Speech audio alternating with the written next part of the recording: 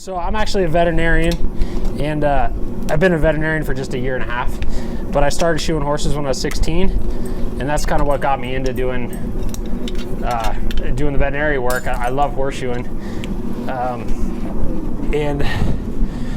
but I knew I needed kind of a better long-term plan because my back was hurting, and I didn't want to have to rely on my back solely to shoe horses until when I was 60 years old.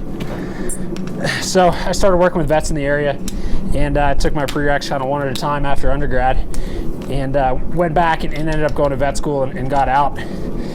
And but primarily most of my business is shoeing horses, and still doing a lot with they call it podiatry, equine podiatry and lameness, things like that, and do a lot of dental work for horses too. But that's the majority of my business. So self-employed. Savings. We don't really have a whole lot, so to speak of. I have some assets as far as like a life insurance policy, but outside of that, I don't have savings, so to speak of.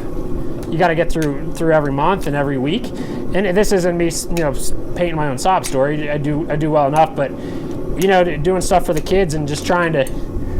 I live in Boulder. Boulder's not the cheapest place in the world to live, so it's something I need to do better about. I try to put some money away, but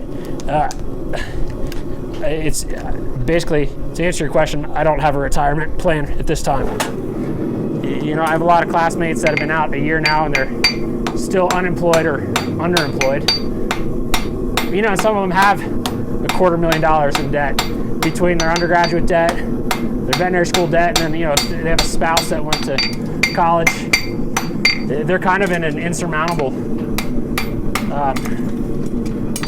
They have an insurmountable amount of debt, and it's when veterinary jobs, you're coming out and you owe $2,000 every month, and you're only getting paid $50,000. You can't do it.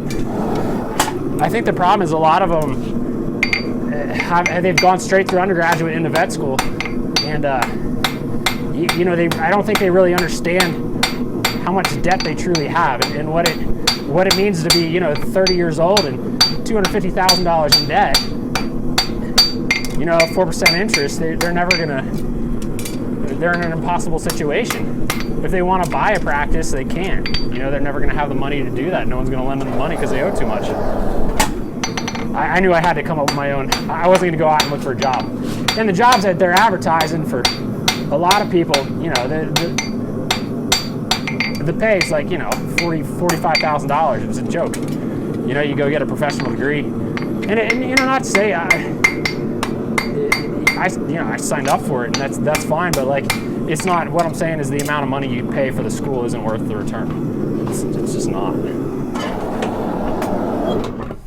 I think the moral of the story for our generation is find a job you love, because you're probably gonna end up doing it till you're 80. So.